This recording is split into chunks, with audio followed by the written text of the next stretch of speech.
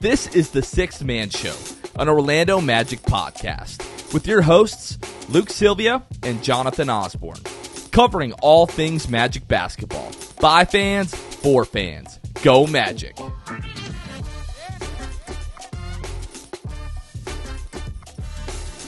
What's going on, Orlando Magic fans? You guys are back with the Sixth Man Show. Today is December 18th, 2023. Jonathan Osborne here. As always, joined by my co-host, Luke Sylvia. Hey, man, I got to see your face on Friday. It was a great time. I'll start out with this, all right? I'll start out with a shout-out Hey, Kevin. I was hoping Luke was going to skip through that really quickly so I could then bring Kevin in, but this was going on a little bit longer. No, I want to hear what Luke has to say first. Kevin's here, everybody, just so you know. Luke first, go ahead. Okay, yeah. Hey, producer Kevin. I was just going to say, the weekend has not turned out as we had hoped, but things went all right on Friday, right? I mean, I got my mouth around some jam hot chicken. You got to see me. And hey, calm down. You got to see me, and we got to see a lot of listeners and Magic fans on Friday night there at the watch party. Shout out to you guys coming out. Producer Kevy holding down the post game live that night, as you always do. But yeah, man, it's not been the most desirable weekend, but we made it. And wasn't there some wang banging happen as well on Friday? We got wang banged by the Celtics is what happened. Oh, that's true. I had the wang bang wings, which were it's like, boom boom, sauce if you've ever been to Bonefish Grill. Mm-hmm. It was they were good, but I just couldn't really enjoy them because the Magic were just getting throttled. So, that kind of made it rough. Mm-hmm. Yeah. I got you. Well, hey everybody, I'm Kevin. We got Kevin here. We had another, what do we even call this? Another interaction with good old Eddie House after this weekend series against the Boston Celtics, which Kevin is the main. He's like the antagonist of this, not maybe the protagonist, depending on who you ask. Maybe. So wanted to have Kevin on it. We're gonna get Kevin's perspective. It's been a little while since he's been on the show. We want to talk about the team, but especially when it comes to this, Eddie House. I don't even want to call it drama because it's not drama. At the end of the day, it's just silly Twitter talk, and it's basketball. It's not that deep. But we wanted to have Kevin on to talk about that in a little bit, right, Kev? Yeah, that'll be fun to talk about a little bit later. I don't know if protagonist, antagonist depends on your side, but you're the pro to me, but to others. Sure, I know that. But I think the biggest thing, some people are calling me Twitter's version of Mo Wagner. I'm an instigator. So Nope. Nobody said that. People said a lot, but that was not one of them. I promise. There's a lot of who is this dweeb? There's a lot of that, but no Twitter Mo Wagner. That's true. No, I didn't even instigate on Twitter. I instigated on our post-game live. And, no, you then said, hey, can I post this to Twitter? We're like, yeah, go for it. And you tagged him and everything. It came back. So, I'm not afraid of some I know we're all in this. We are all in this very much together. I'm loving every second of it. But yes, we'll talk more about it later in the show. It'll be fun. All right, folks. The next dweeb? Oh, my God. I didn't say it. People said it, not me. Okay. He is people. If you go back through the interactions, it's there. I was like, I texted. I was like, I feel bad that Kevin is he kind of put himself in the middle of this, but now I feel bad that he's getting dragged. I brought this one upon myself, and I can handle it. But he's not even the one tweeting it at Eddie House right now. It's me, but Kevin's the one that everybody thinks it is, and he's the one getting attacked still. So freaking dweeb, dude. All right, folks. Next episode of the Sixth Fan Show, we are filming this Wednesday when the Magic take on the Miami Heat at home, December 20th. So if you're attending the game on your way out of Amway, hopefully after a big Magic win over our in-state rivals over the dirty, stinking, freaking Heat, Ben will be outside filming the new episode of the Sixth Fan Show, so be sure to stop by and, celebrate that win with him, hopefully. And then starting, I guess we're going to start it Tuesday, so it runs up to Christmas Eve, so we don't have to do anything on Christmas. Starting Tuesday, we're going to have our the Sixth Fan Show, obviously, the 6 days of Christmas, where we're going to be doing some giveaways, some gift cards and stuff like that, some gift packages. So be sure to follow us all over social media on Twitter, Instagram, Facebook. if you guys want a chance to enter into those giveaways, we're going to be trying to spread the holiday spirit here and give away some Magic gear and stuff like that, and maybe some tickets. So be on the lookout for that, folks. All right, boys, let's get into the state of the Magic. This week, the Magic went 1-2, unfortunately, with a win over Cleveland on Monday, and then losses to the Celtics in Boston on Friday and Sunday. They currently sit fourth in the Eastern Conference with a record of 16-9. They're 4 games back of Boston now, 2 games back of Milwaukee and Philadelphia, 1.5 game up on Miami, so that Wednesday game is going to be super important. 2 games up on New York, 2.5 games up on Indiana and Cleveland, 3 games up on Brooklyn, and 6 games up on Toronto and Atlanta. The Magic are now 18th in the NBA on the season in offensive rating with a rating of 113.2. They are 4th now in the NBA in defensive rating with a rating of 109.7.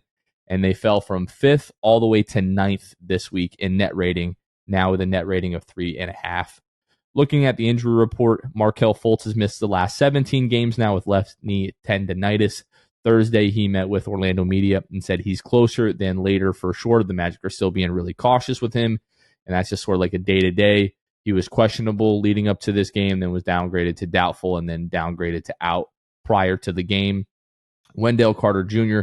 has missed the last 20 games with a fractured third metacarpal in his left hand as he continues to work back. Hopefully we get Wendell and Markelle back in the next week or 2 weeks, I think, at the most. And then Jalen Suggs had a pretty scary fall early in the game on Friday. I think it was it Drew Holiday or Derek White that he was going to block and then just came down weird on that left wrist, could barely move the wrist, came out of the game, got it taped up, went back into the game, couldn't really move it, didn't start the second half, so we thought he might be done for the game. Comes back in the game, starts hitting threes. We're like, what the hell is going on with Jalen Suggs? He didn't practice on Thursday, played on Friday, so Jalen Suggs is just like one of the toughest son of a guns that's ever walked the planet, apparently. And guys, Amway Center is no more. We talked about this on the last podcast, but the Magic announced that this Wednesday they're going to announce what's going on with the new naming rights to the arena. And I was mistaken. I thought that this was all going to be taken in effect next season. But it's happening. They've already taken down the Amway Center sign off the side of the building, and now we're going to figure out Wednesday what the new name of the building will be.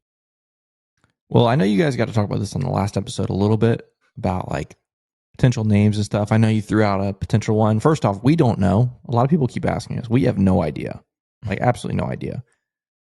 What? We have people. I'm not naming any names. No one in the organization. But we have people reaching out to us hey. I know, but I can't tell you. And we're like, oh, well, thanks for nothing. Yeah, but we've had 3 different companies that people have said it is. So I don't know which one's true. But what I was going to say was, you guys got to give your thoughts on what you wanted. I'll tell you what I want. It's not going to happen. People keep talking about Publix. I want it to be Publix, but I want it to be Publix Palace. That's what I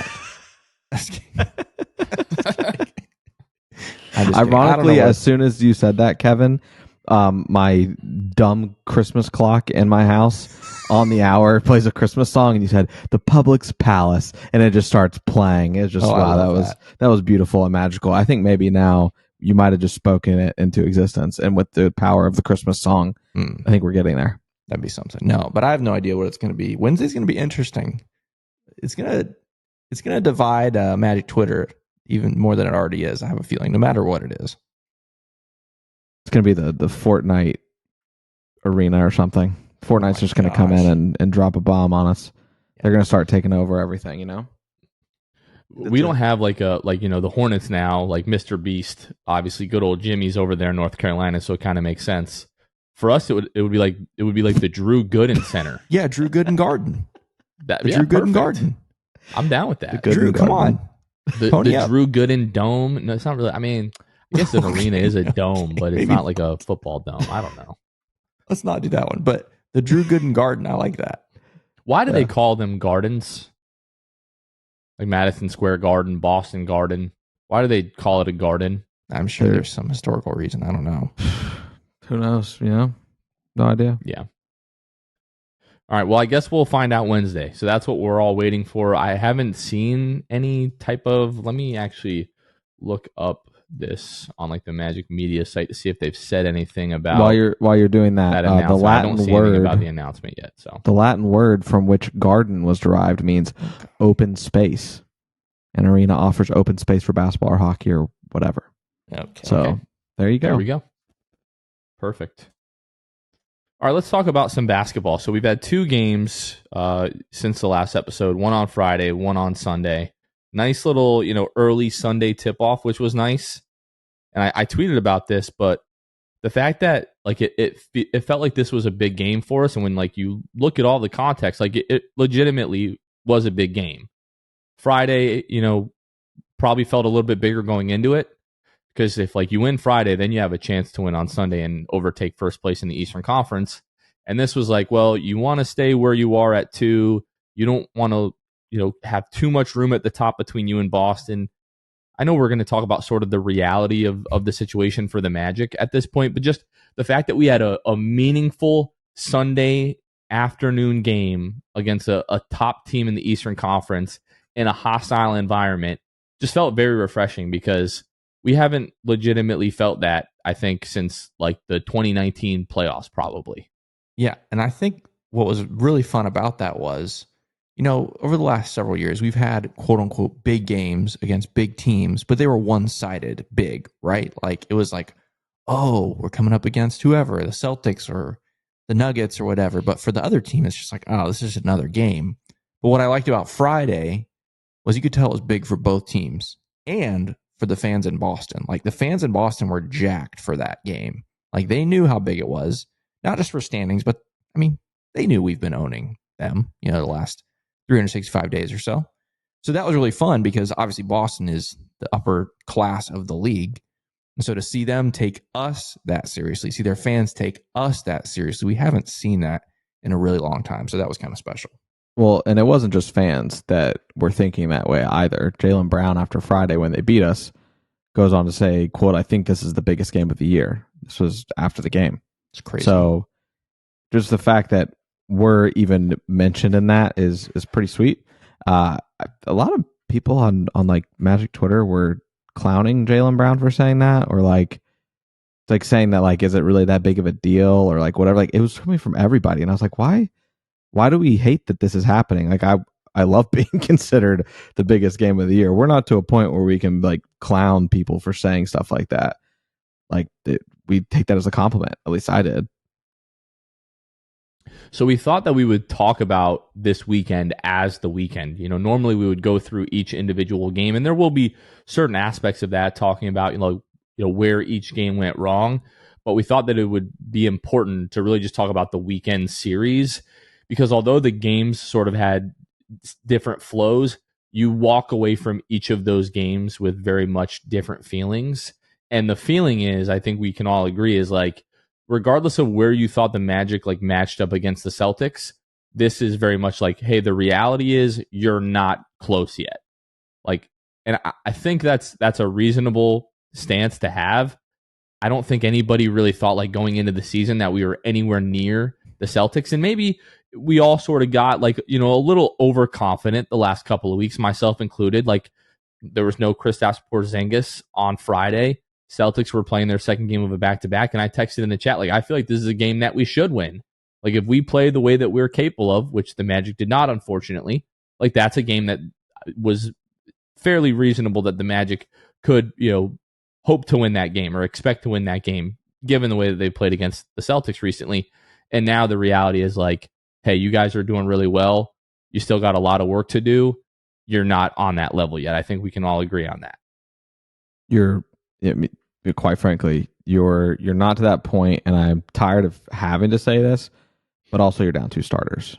Like you're starting your rookie, you're starting a guy that just got cut, waived, whatever from the Indiana Pacers. Basically told he wasn't good enough.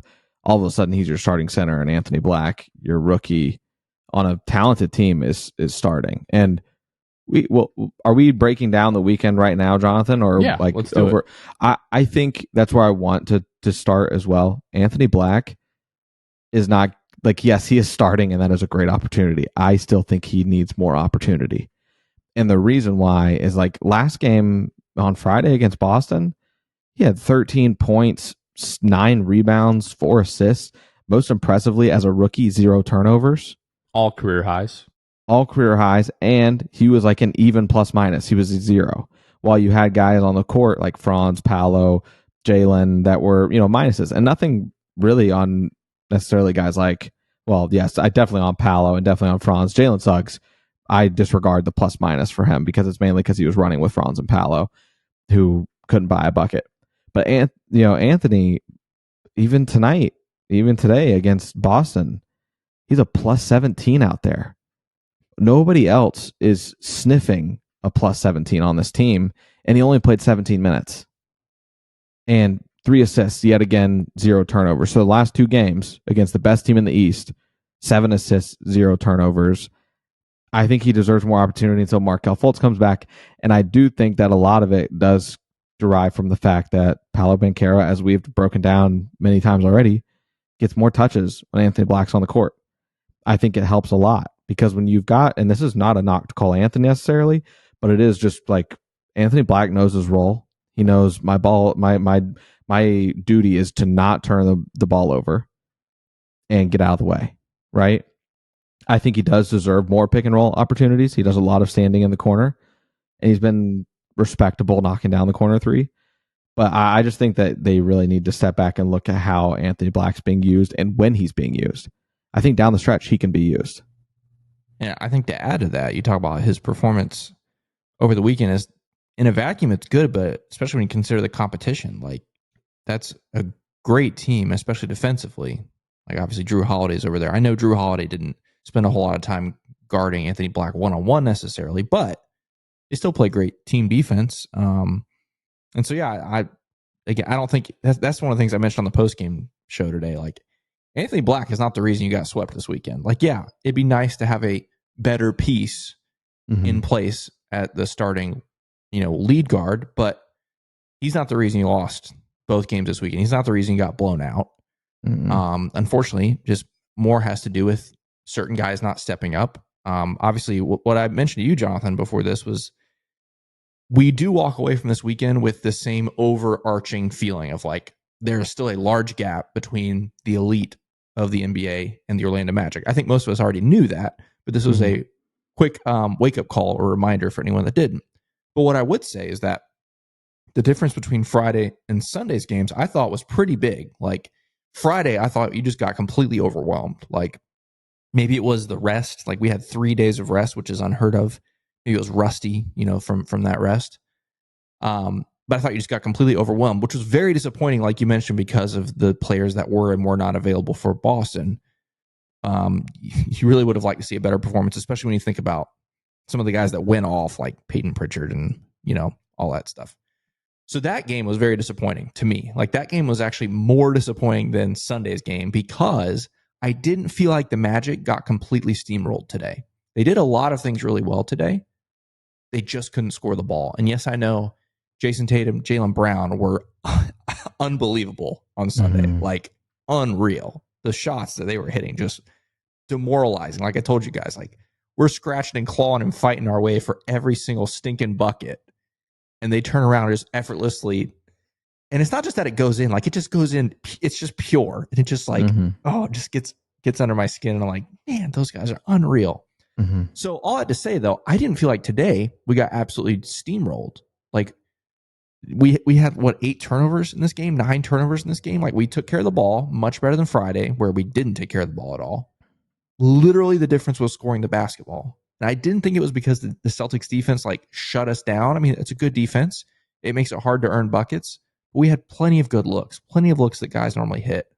And just like the Cleveland game where Paolo dropped 42 a couple weeks ago, we were one player away from having a halfway decent performance to being in that game, just like we were today, a Sunday afternoon against the Celtics. Obviously, Paolo goes off, and he gets no help. One other player in double figures in Jalen Suggs. That's crazy. That's crazy. Everyone else at 8 points or less. If we get one player that gets like 18, maybe, God forbid we ask for 20 points from somebody else. We get one other player, we're in this game. Maybe we don't win it. I don't know, but we're at least in the game. So that's like the overarching feel from both of the games for me. Again, Friday was a disgrace, just a massacre. Today, Sunday, I didn't think it was. We just weren't quite close enough to keep up with Jason and Jalen. Yeah, if you look at the final score of each game, like it looks like the second game is much further apart than it really was. Like that game was close until like the last 6 minutes when Jalen Brown especially got going. Like just whatever you say about his left hand, like the dude is a special shot maker. Yeah. And it's a fact. You put pressure on the left hand, you got a 50-50 shot of him turning that ball over or just picking up the dribble and passing it to somebody else because the left hand is non-existent, which, is going to be an issue for them. When he's shooting the ball like he was shooting the ball today, what was it, 31 points, 12 of 20, 5 of 8 from behind the arc. Like just when he has it going, two like super special shot makers on that team. Like Jason Tatum had a 3 in the second half where he was just absolutely smothered, sidestep 3 in rhythm. Like it just didn't matter. Forget who it was. It might have been Franz or Paolo, just draped all over him. And it was just like those guys weren't even there. So when those guys get it going, and as much as we talk about Paolo and Franz, like, those guys are fantastic. Franz struggling a little bit right now. Paolo had a fantastic game. Struggled a little bit in the second half, but especially the first half was just absolutely incredible. It still feels like those guys are on another level. Like as special as Paolo is and as good as he is going to be, like I would right now, if you're giving me one guy for the next 10 years, Jalen Brown or Paolo, I'm taking Paolo, and I'm not thinking about it. Paolo and Jason Tatum, probably lean Tatum, but I think that is a conversation that's going to be had in the coming years. But Franz, his struggles today were especially glaring, I think. He was 3 of 14 from the floor for 8 points, 0 of 4 from behind the arc. He's talked about he's working on the arc and that 3-point shot not being as flat. Today it was as flat as we've ever seen it, I think. And like multiple 3-point attempts in a row where it's like, brother, like you just don't have it going, and started to get to the rim a little bit. But I do want to give credit to Boston's defense. Like, sure, there were a lot of looks that the Magic had, especially on Sunday, that were makeable. But like, I don't know why anybody in their right mind would ever try to post up Drew Holiday, because it's almost a steal or a turnover or some kind of deflection every single time. And that did give the Magic issues.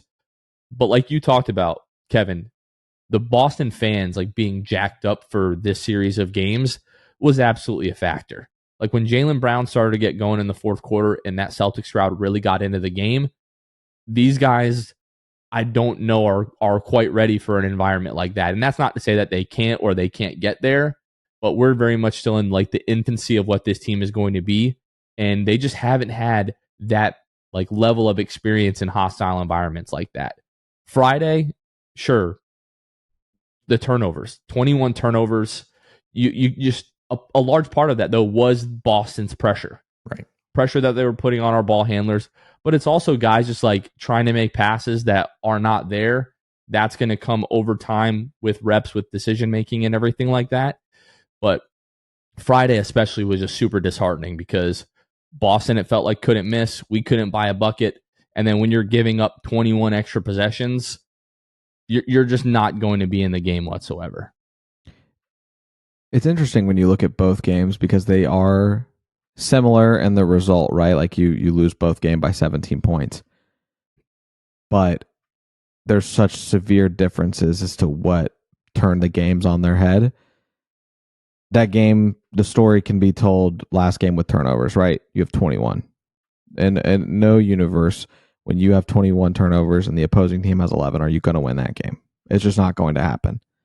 And this one, though, turnover count was great. You only had 9.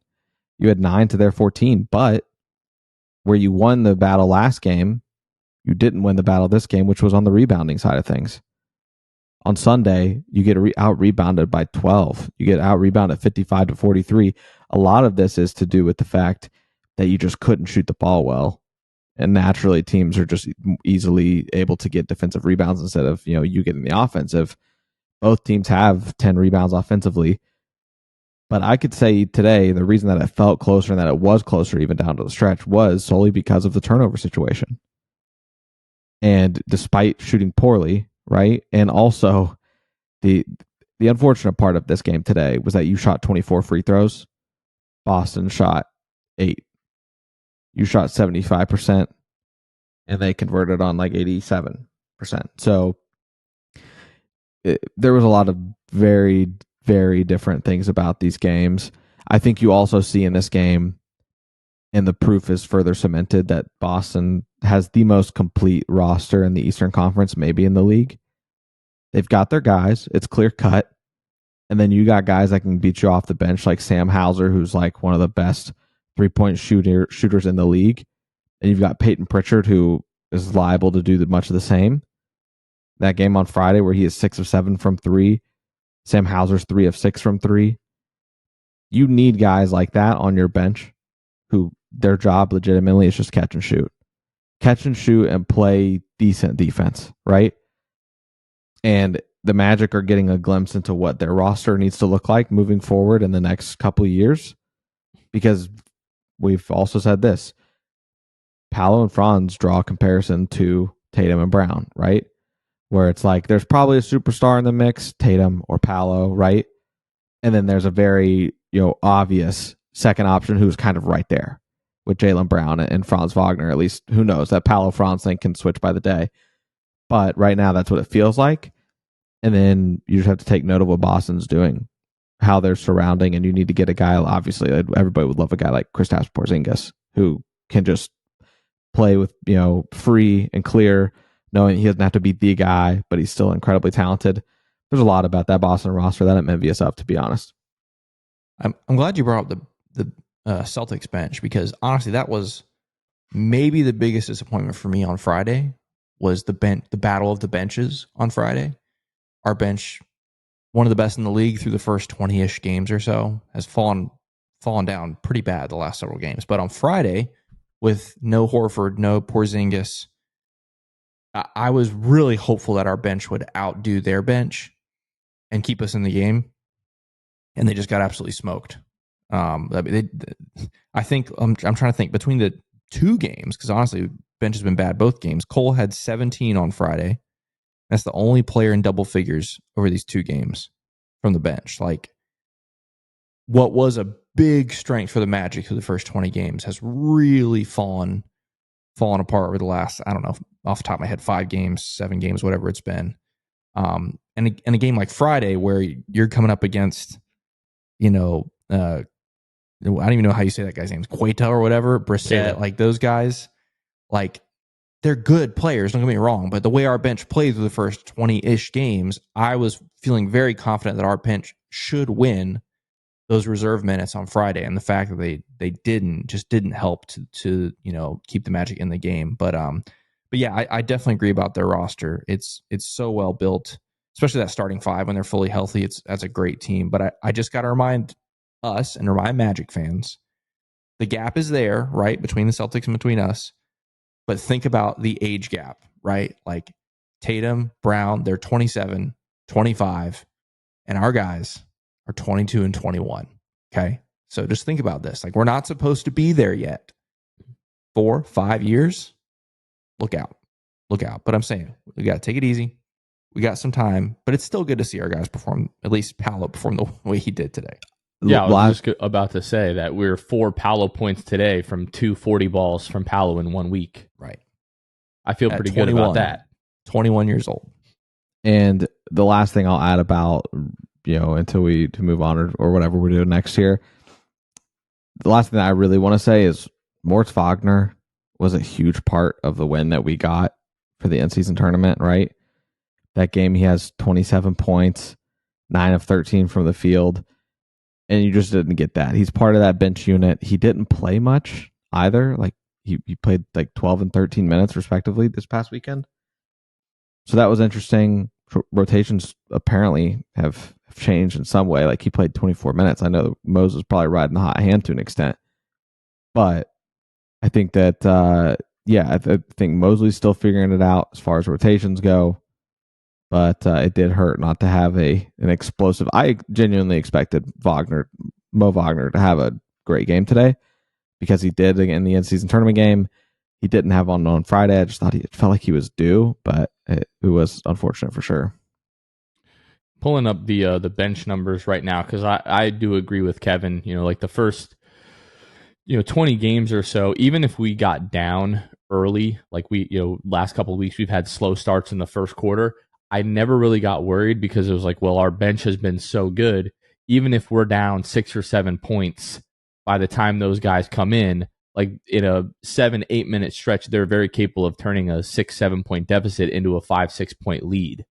So really, that was a big strength that we've leaned on. And just looking at the last 5 games here, the Magic's bench in terms of offensive rating, we are, let's see, where are we? So we're 10th now in offensive rating, and then defensive rating, we're 25th. Net rating, 24th. So what was a massive stretch, you were towards the top of the league for the first almost 20 games of the season. Magic are really struggling recently.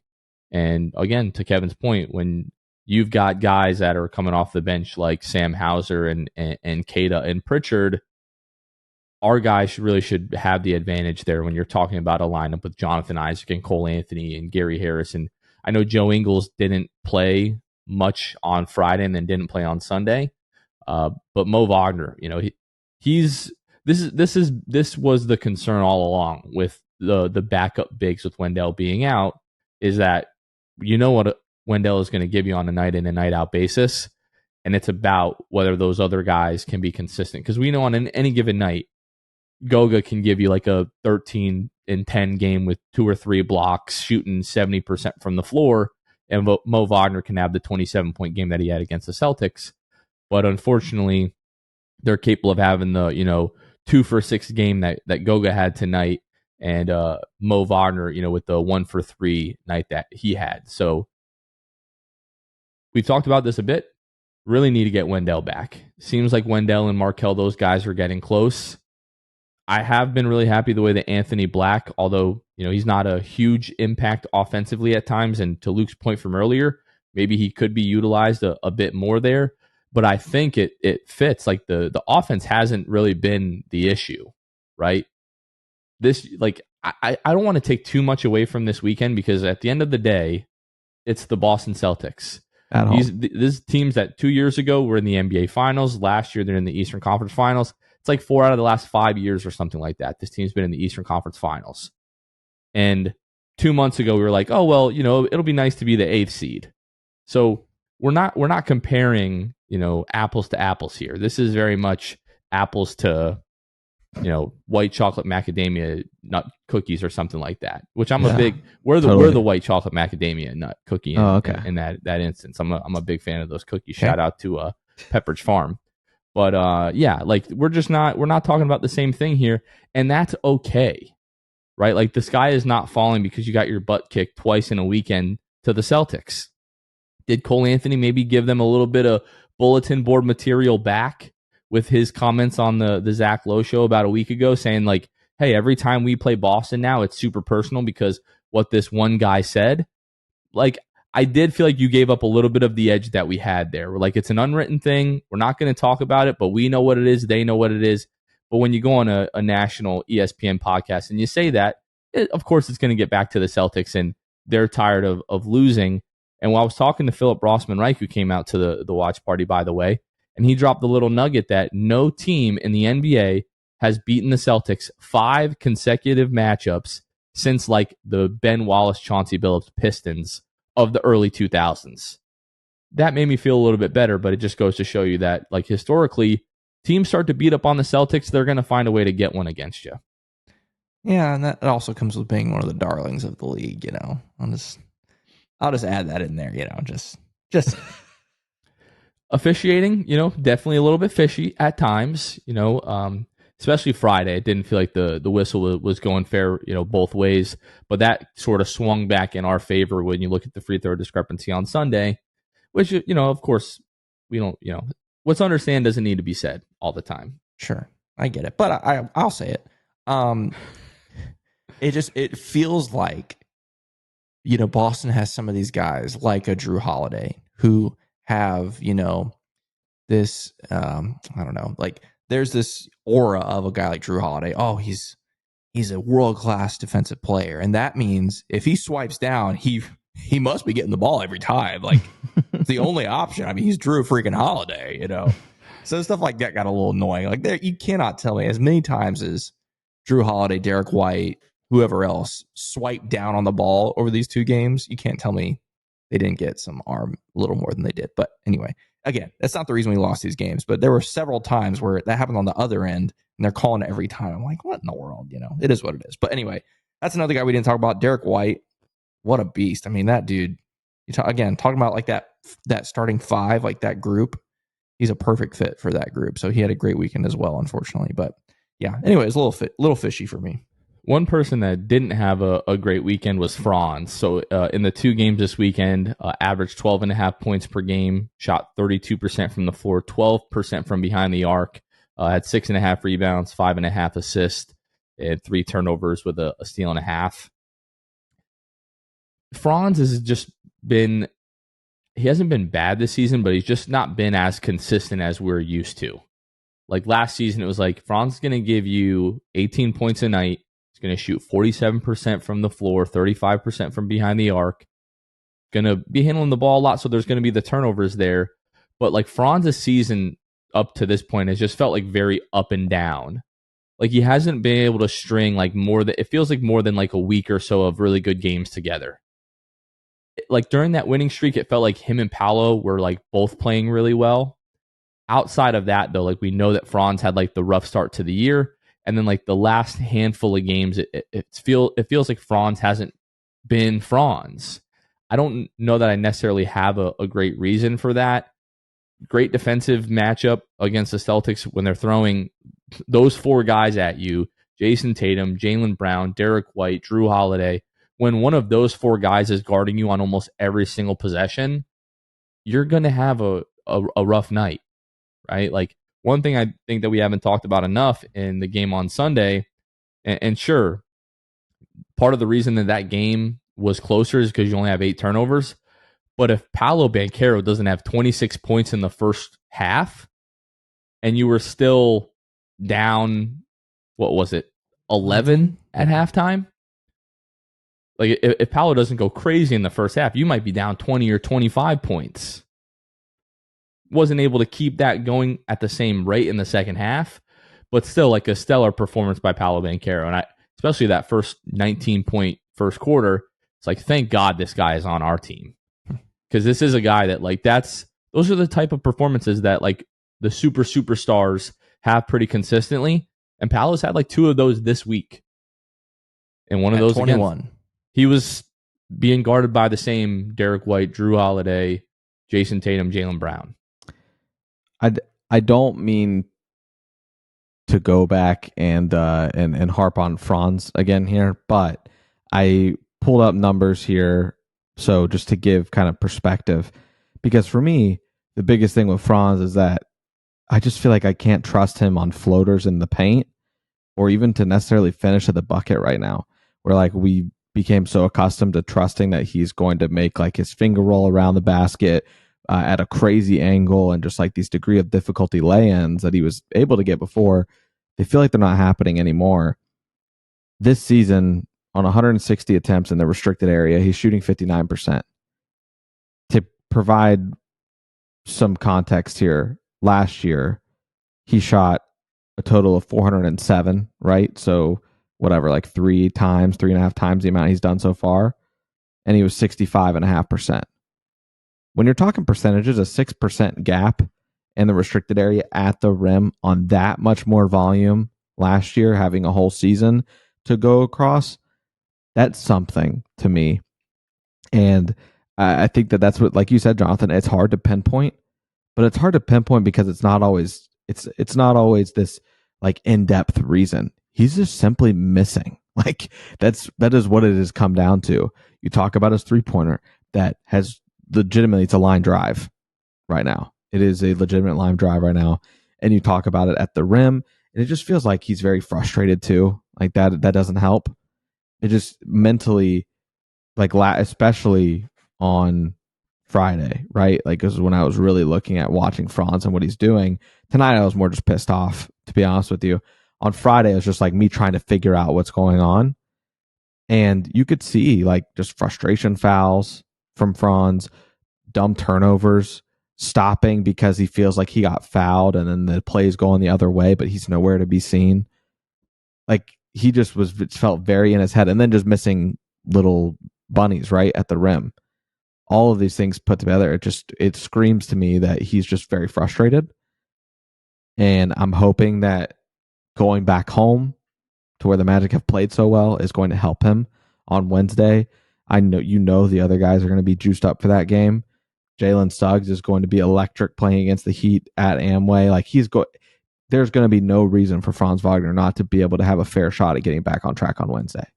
It's another game, another time to make things right. It's got to happen. Yeah, I'm glad you mentioned that because body language was something.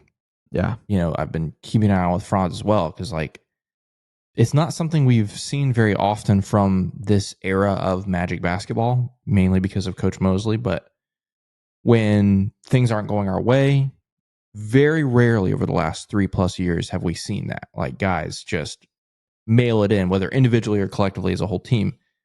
I don't want to say Franz mailed it in on Friday, but there were several times where the frustration, whether it was a lack of calls or a lack of shots falling or whatever, felt like it got to him. Like you said, frustration fouls, maybe careless turnovers, those kinds of things. It's a little concerning. Again, it's a short sample size, but I will say, like, over the last 5 games, Franz has had one really good game. Now it's against the Pistons, and I feel like I could have a really good game against the Pistons right now. So it's been a rough little stretch. Obviously, before that, he went on 3 straight 30-point outings, shooting the ball really well. Mm-hmm. So again, it's a stretch. I don't want to sit here and say he's had a terrible season because he hasn't. He's still averaging 20 points and mostly efficient numbers. But this 5-game stretch certainly has been a concern, especially when you consider the opponents that are around the corner. It's a concern for everybody, but especially Franz. You really want to see him Wednesday kind of get back to form before we go on another road trip, next weekend. Yeah, I don't have anything like really profound to add to that. I think something that really happens with all NBA stars who are, like star calls are a thing in the NBA. We can all acknowledge that. Part of Paolo and Franz's game, like evolving, like it not really Paolo evolving. It's been from day one, but a big part of their game is going to be getting to the free throw line. And part of what gets stars to the free throw line is campaigning with the referees. Like every star player does that. Every star player complains to the referees that they're not getting enough calls. But something that has been a lot more prevalent this season has been Paolo or Franz not getting the call, jogging back on defense as they're barking back at the ref, and then unfortunately it leads to an advantage going the other way. And that happened a couple of times Friday night, and I'm like, whether it's Franz or Paolo or whoever, it's like, bro, like, come on, like, get back. Like, you're not doing anything right now. But it's almost like sort of like they're playing the long game because you bark at these refs enough. We have 35 years of evidence that shows you start complaining to the refs enough, you're going to start getting calls that go your way. That's just the nature of the business, especially when you're one of the better star players in the league. But always in the moment, it's frustrating to see that, especially when it leads to like a transition bucket or a Peyton Pritchard transition corner 3 that there were 87 of on Friday night, it felt like. Yeah, and I also want to partially take a little bit of the blame for Franz today. I did wear my Franz socks. I put them on this morning, thinking that he'd have a bounce back game if I wore the socks, and then he didn't. So it might have been the socks. So I apologize for that. By the way, go to rock'em.com, get 20% off your order with code MAGIC20. That's right. Don't forget. Right there, baby. So yeah, we're just all like, the sky is not falling. We're just nowhere near the Boston Celtics right now. And I don't think that that's anything that should be raising alarms for people. That's not the end of the world right now. I was going to say this later, but I'll add it now because it feels appropriate when talking about the sky not falling. You just ran into a buzzsaw. I mean, the team Boston's freaking 14-0 at home now. I would have loved to be that loss to hand them, but whatever. It is what it is. But I think that as we go on this rough stretch through January, there's going to be a couple different times, maybe a few, where the sky will feel like it's falling, but in reality, you're just playing really tough teams. And what I did tonight was remind myself of that stretch after the All-Star break through the rest of the season where it's like, this should be the worst stretch of the season in terms of like second guessing the team, how good are we really, that sort of thing. But like you said, Jonathan, a month and a half ago, if you had told us, hey, the Magic are a lock to be an 8 seed, it'd be like, wow, sign us up. I don't know how we get there, but sign us up.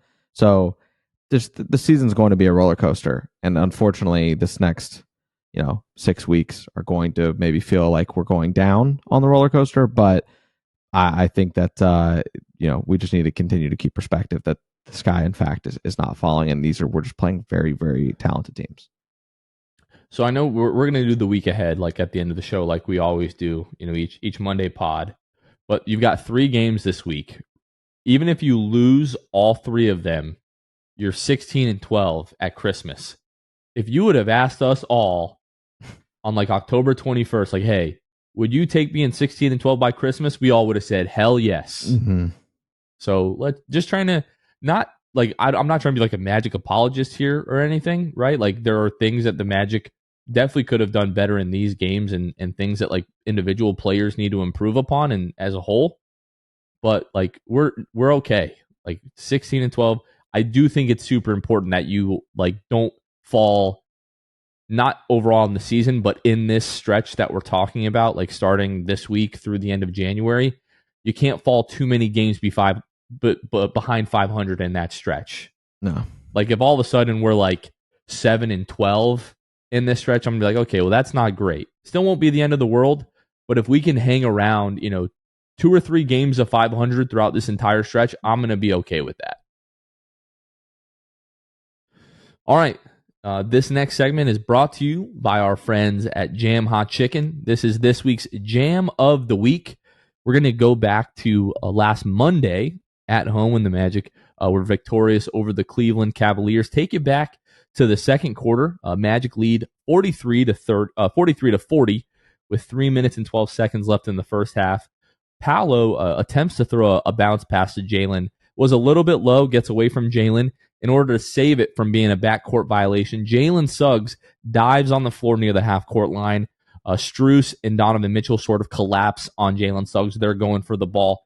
Jalen somehow miraculously gets the ball to Franz at the top of the key, who then takes the open driving lane, finds a cutting Goga Batadze for the alley-oop jam.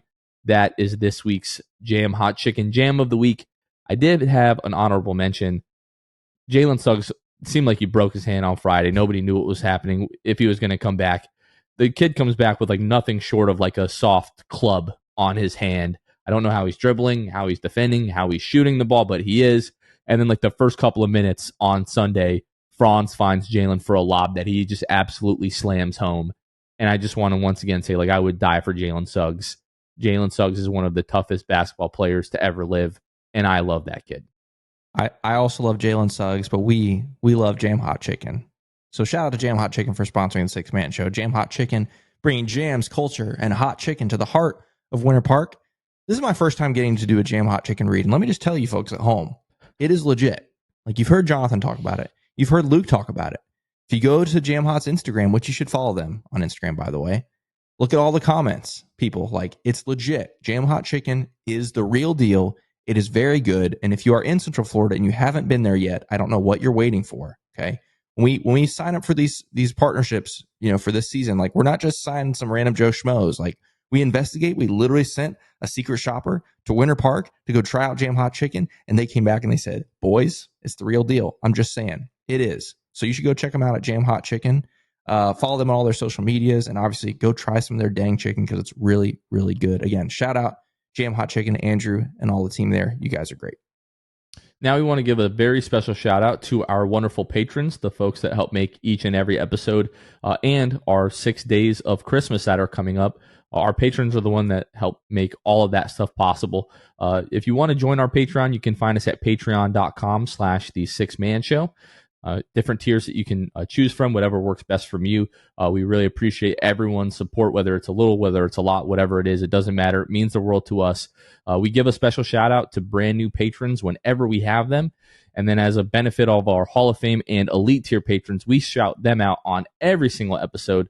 So I'm going to go ahead and do that now, starting with our buddies over at the Court Cousins, Drew Gooden, Armin, Carson Tulo, Jonathan Borges, Normal, Magic Player History, Gabe Games, Wiffle, Michael Martin, Jamel Miller, Michael Salapong, Donkey Punch Dave, Paolo and Francis Warmth, Pierre A. Dylan Holden, Mr. Mikey, Eduardo Sanchez, Danwell, Dutto 15, Bobby Skinner, Goody 93, Teddy Sylvia, Eric Lopez, Fuchsia, Bill Fulton, Emin Lagone, Jose Esquilin, Caleb Pete, Cannibalism, Time Mr. TV, ESPN Really Sucks, Gear 95, Shred, Junior Bruce, Half Rican, Shahin 177, Bulby the Dawn, Himlo Ben Himro, RM Prof 221, Ray Pastrana, Spanking Season, Soft Taco, Victor Cologne, Irish Magic Mike, Austin Lampy, Random Hustle, Eddie House's Burner, interesting, Maria, Keith Wallace, Fritz, Currency Kev, Bruv Sal, Kason Green, Santi Leon, Kane Eckler, The Distract, Ahmad Timsa, and Chansu. Again, a big thanks to all of our patrons. You can find us at patreon.com/The Six Man Show. That wasn't intentional at all, but what a perfect segue talking about Eddie House's Burner. I sort of expected it, like, Friday after the win, like maybe he would, but no, Eddie won't do that. He's going to wait to make sure that they win on Sunday. And sure enough, I'm going to go to our Twitter here where all of the fun stuff started happening. But a few minutes after the loss to the Celtics on Sunday, Eddie House is responding to previous tweets mentioning his name with the four-leaf clover icon, and then he follows it up with "We are not the same." Tweets at Six Man Show. Hopefully this will keep my name out of y'all's mouth. I be chilling then. Here come the Magic's Twitter fans. Good team though. We just built different, and we've had a small part in this, but really, like, Kevin was the Tannerite that has now caused this Twitter beef. Well, I think that's a little bit too generous to me. Let's be very clear. Eddie House started this. Like, I didn't mean to misconstrue the entire situation that way, but yes, I know. But I just want to make sure everyone is aware, because Eddie House is trying to put hands off, oh, these guys just put my name in their mouth out of no reason. No, we had a reason. It's because he called us out, and the Magic went on a run after you did it. So that's why we kept bringing it up. Eddie House, not only did he say it once, he doubled down, tripled down on it over and over again, talking about the Magic being trash or whatever.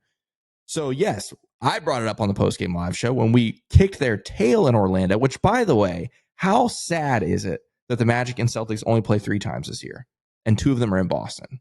Because I tell you what, I sure would love a 4th go at Boston back at, what used to be Amway Center. I would love that. I know you guys would too. Because at the Jam Hot Chicken Center. Right. I think it's got a chance. But anyway, I think that's a shame. Now, obviously, it has to happen to several teams over the course of the season. You can't play everybody 4 times, but it's just a shame that we're not playing them 4 times this year. Now, maybe we'll play them 4, 5, 6, 7 times in May or something. That'd be fun. But anyway, so yeah, I called him out on the postgame live show. I posted it to Twitter, and I tagged him because I'm not afraid. There's no subtweeting over here. I don't roll like that, And then Eddie, first off, tweeted at us after the in-season tournament results when Boston got through based on point differential. When we weren't even playing, by the way. Weren't even playing, number one. And number 2, he said, I don't remember what it said, but basically didn't even matter. All for nothing. All for nothing, yeah, even though it's a regular season game and counts. Anyway, it's whatever. So he tweeted at us then. He did tweet Friday about the Magic, Jonathan, because he tweeted about Jalen Suggs. I don't know if you remember seeing that on Friday. It wasn't at the Six Man Show. But it was more it was just like, I hope he's okay kind of thing. Yeah, and then, yeah. But then today, obviously, he tweets at the Six Man Show and at several other Magic fans today. Which, again, it's just funny to me because the guy hasn't tweeted since August. And all he has tweeted about this entire NBA season has been about the Orlando Magic and the Six Man Show and Orlando Magic fans. Six Man Show, which I think is just hilarious. It's so funny to me. Anyway, I look forward to it. I said it on the postgame live show. If Eddie House wants to come on the show and come talk to me or come talk to us, I welcome that. I think it'd be a very fun time. But obviously I don't think he'll do it. But if he wants to, we'll bring it on. So anyway, I think it's been fun. And like I texted you guys, part of me a small sliver of me wants to play the Boston Celtics in the playoffs. Boston. Because, and in the second round, not the first round, the second round. Because I know they'd probably beat us. Like they have like a 97% chance of beating us. But that 3% gets me fired the heck up. Like the thoughts of us beating them and getting to just drag Eddie House on Twitter after beating them in the playoffs and knocking them out just fires me the heck up. Man, I would love that. Now, I probably need to be a little more, not realistic, but more careful, because obviously if we play them, they would probably destroy us. But you never know. That 3% chance gets me going. I think it would be absolutely miserable. I think it would be miserable because yes, while it would be fun, which you gave it a 3%, I'd probably give it a 0.5% of us beating the Boston Celtics, and I think it probably goes 5. We would probably win game 1 because we're the best game 1 team of all time. Better believe it. But then teams take us more seriously and they clamp us and whatever. So especially this young team. But Eddie, what scares me most is if I wished for that scenario, Boston beats us, and then it wasn't Eddie House that bothered me at all today. No part of Eddie House bothered me. It was you don't forget, but like on Twitter, they've been so quiet because we've been beating them. All these Boston fans, even when Eddie interacted, like they didn't have his back at all. And then they beat us, two times in 3 days. And then I remember that they have one of the biggest fan bases, and I had to just mute everything that had to do with Boston fans because we were getting so many people tweeting at us because of Eddie's tweet and whatever. That's what I would dread, is like, oh, we just got beaten 4 or 5 by the Boston Celtics, and now I gotta deal with these Boston fans who are probably gonna bookmark everything for next season too. It's the fun of social media, but it's also the downfall of social media. I don't really wish for it. I'd rather just play some other teams and take my chances there that their fans are nicer and they don't have an Eddie House personality. To give you like the 30-second recap, like if you're not up to speed, basically last year after the Magic, the Magic had opening night at home against the Celtics. They lost that game. Well, in December, they had a Friday-Sunday series, just like we just did. On the Friday, the Magic win. And then after the game, Eddie House talking about how the Celtics lost to a trash team in the Magic. That Sunday, the Magic beat the Celtics again. All the Magic players are tweeting the Rafer Alston smack Eddie House in the back of the head funny gif. Every single Magic fan on the face of the earth that has a Twitter account also did the same. And then this season, like leading into that in-season tournament game, we beat him one other time after that, by the way. Last season. We beat him 3 times last season. At home, Eddie House comes to Orlando, correct? Yes. This season, talking about the Magic, Brian Scalabrine and Eddie House are talking on the Boston broadcast. And Brian Scalabrine tells him, like, hey, like, this is your fault. Like, and Eddie House is just acting like he didn't do anything wrong and everything is okay. And, it is what it is, and just keeps doubling and then tripling down on the dumb comment. And to the point, Dante Marchitelli, ahead of Friday's game, I guess was on the Boston broadcast talking to Eddie House and was like, calling a team trash is not analysis. Like, you're supposed to be an analyst. That is not analysis. Like, do your job, essentially. So if Dante's got beef with you, we've got beef with you. All the Magic players we know have beef with you. So we have beef with you. And we're insane Orlando Magic fanatic fans. So yeah, when you come at our team and then we destroy you in the in-season tournament game, we're going to let you hear about it. And the fact that this guy's acting like, oh, I don't even know who you guys are. Apparently you do, because you keep going out of your way to You're tweet sitting at on us. our tweets for weeks. Yeah, like it's, Dude is just like, I can't wait to tweet at these guys. The 6-man show, who I know their name. Yeah. The idiot. Yeah. But I do want to congratulate the Celtics for going 2-4 against the Magic over the last year. So glad Eddie House is really fired up about that. And yes, we'll be sitting here enviously watching them play late into May and probably into June, and congratulate them on whatever success they have. But I can't personally, I cannot wait till they make the finals and they lose in the finals. And you tweet them all, and for I nothing? get to tweet "Oops, all for nothing" at Eddie House. I think the Celtics might actually win the championship this year, guys. Yeah, they're very good. They might actually do that. Yeah, They're very good. Yeah, but if we don't, beat them in the playoffs, Oh, They're then all understood. bets are off. All Listen, bets if we are were off. to somehow beat them in the playoffs, or if they lose in any round of the playoffs, or by the grace of God have a collapse and they don't make the postseason in some crazy fashion, that's when, in any of these circumstances, I get to tweet, oops, all for nothing at Eddie House, and it's going to be awesome. There's a no-win situation unless you win the finals. One good thing that has come out of this, Eddie House admitted we are a good team. True. His final tweet was, "You're a good team," but and then said some other stuff that nobody really cares about. But yeah, I think today also just reminded me like how I don't want to say the majority, but like a lot of Boston fans are just insufferable and have no idea like what's going on and just like blindly follow what somebody says because they're a Boston guy or whatever. Which to a certain respect, like I respect that, but it's also like if you don't really know what's going on and all the context behind like this Eddie House stuff, like how are you just like, oh yeah, own these fools, like with your 4 followers or whatever, like pretty. I also wild. love that most Celtics fans, just like most national media or national NBA fans, have no clue that we're playing without 2 starters right now.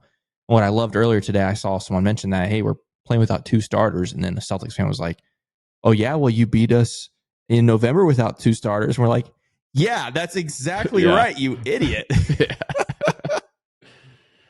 All right, well, that's the end of our Eddie House drama for now until we have the next episode of that, which I'm sure will come at some point because it seems like he can't really help himself, and like at the end of the day we're just talking about basketball. It's not that deep. We're not just going to not talk about a guy that trashed our entire franchise and doubled and tripled and quadrupled down on it, and now has personally come at us like we're not. Yeah, so listen, we are just general NBA fans who watched the Boston Celtics and Eddie House play in the NBA playoffs, win a championship.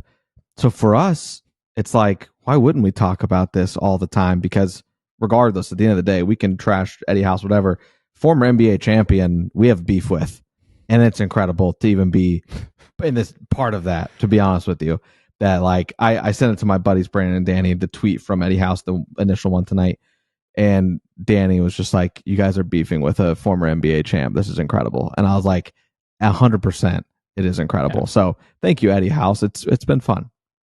Yeah. Hope your family's well, like legitimately, but you are just not cool. All right, the week ahead. Coming up, Magic have another couple of days off here, which I don't really know how I feel about because they had a ton of time off last week and it didn't seem to do them any favors. But they're off Monday and Tuesday. Let me actually go back. I want to pull up the Magic's schedule here, see if they're practicing Monday or Tuesday, because in all honesty, they really do need a bit of practice here. So they're going to practice on Tuesday. So they're off Monday, obviously, traveling. So they're probably already back in Orlando, but they'll have the day off tomorrow after the little road trip there. So they practice on Tuesday, and then on Wednesday you've got the Heat at home, and then you've got a home away back to back. So after the game on Wednesday, you fly to Milwaukee to take on the Bucks, and then they'll fly to Indiana. They'll have a day off in Indiana, or they'll fly to Indiana on Friday. It looks like according to the schedule, and then they'll play Indiana on Saturday. So before we do this, yeah, I don't feel super confident about this week. Before we do this, I have a little tidbit for you. Okay? Not everyone is going to like this. Okay?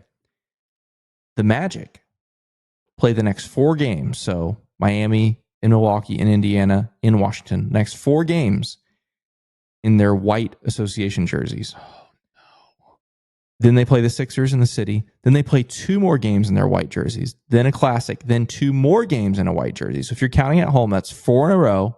6 out of 7 and 8 out of their next 10 are in the white association jerseys. I'm just throwing that out there. Just want everyone to be aware. Don't let it catch you by surprise. Some people don't love those. Those have not been kind to us over some times. Now, last year we had, I believe, according to Adam Papagiorgio, that was our best record last season, was in the white jerseys. Mm-hmm. However, we have had some injuries in those. We've had some really ugly losses in those. So I just want to mentally prepare you, as well as all Magic fans, that there's going to be a lot of white jerseys over the next 2 weeks or so. Beautiful. So now how do you feel? Worse. I'll Because go ahead Indiana owes us one for the absolute trouncing that we gave them a few weeks ago. So, Milwaukee. they're going to be super fired up for that game. Milwaukee's Milwaukee owes us 14-2 at home. Milwaukee owes us one as well. And that's the second night of a back-to-back. And it's a home-away back-to-back where you're flying halfway across the country for that game. I feel like 1-2 this week, unfortunately. You win on Wednesday at home over the Heat. You just have to. No, I think they are still without Bam Adebayo. You got to get that win. I am going that you're going 2-1. I think that you beat Miami, you beat Indiana, and it really just has to do with Indiana lately. They're 1-4 in their last 5 games. They're not looking awesome. They've taken a loss to Washington, who the Suns might be taking an L to Washington. You guys will have to let me know in the future verse here as you're listening to this. Katie might just request a trade again or something. Indiana loses to Washington, and they lose to the Lakers. They beat the Pistons, and that's their only win in their last 5 games is against the Pistons. So I feel okay about that Pacers game. So I'm going 2-1. First off, big shout out to KD. Big fan of the 6-man show. Huge. I also was going to go 2-1, Luke. And I'm not going to change that just because you said I had the same games. I think we beat Miami. I give us about maybe a better shot to beat the Celtics in the playoffs than I do for us to beat the Bucks on Thursday. The second night of a back-to-back, like you said, us traveling, like surely there's no way this Magic team wins in Milwaukee. They're 14-2 at home, by the way. Milwaukee is. So yeah, great. You got that going against you. Yeah. So, however, I think we can beat the Pacers on Saturday. I think it's possible. Like you said, they're not playing their best basketball. I think, obviously, our defense has slipped of late, but I still think it's good enough. You slow Halliburton down, you got a chance against that team. They've got some nice weapons around him, but Halliburton's the key, as we've seen, when they played in the in-season tournament final against the Lakers. They played great defense on him. I think the Magic played even better defense back in, was it November, whatever it was. So anyway, that's what I'm saying. 2-1. And then you look ahead to next week, you start with the Wizards. That's a good start before it gets really, really crazy. Saturday, what an opportunity for the Pacers to get back on track. That's kind of how I'm looking at it. We destroyed them at home. Tyrese Halliburton desperately wanted to play us in the in-season tournament to sort of get that revenge. So I think they're just going to be up for that game. And yeah, unless we're getting, Markelle and Wendell back, which is a possibility, for one of those games, it just feels like this team just needs like a little bit of juice again. Like just overflowing with swagger and confidence during that winning streak, and just hasn't really felt the same since. So getting those guys back and injecting a little bit of life back into the lineup would be great. You absolutely can win that game. I just think if Indiana is the team that a lot of people think they are, they're going to be looking for revenge, and it's going to be a tough game. And Magic haven't been fantastic on the road. I think now they're below 500. Yeah, you're 5-7 on the road. So I hope you guys are right. I will say that. So, but that's the week ahead. Anything else that we want to touch on before we go ahead and wrap this one up? No? I'm just looking forward to Wednesday with the new arena name, honestly. Yeah. We'll find that out before, obviously, the game against the Heat. So you guys going to the game, you'll be walking into whatever the new name is on Wednesday night. It'll be interesting. A small part of me wants to find a way to go to that game. First game against the Heat of the year. First game in the new named building? Yeah. I probably won't, but I'm going to think real hard about it and then decide not to go. I just want you guys to know that if we lose, been making that drive so much recently. If we lose to the Heat on Wednesday, I'm blaming it on the new name and it not being Amway anymore. Just saying. We've been great at home.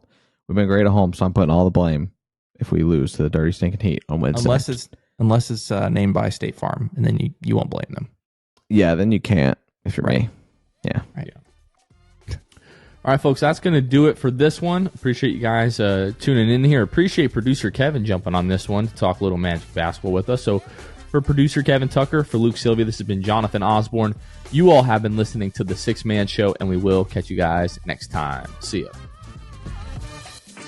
Thanks for listening to The Sixth Man Show. Be sure to subscribe on iTunes and Spotify to get new episodes downloaded directly to your phone. If you enjoyed the show, please take a minute to give us a 5-star rating and a review. It helps out the show a lot.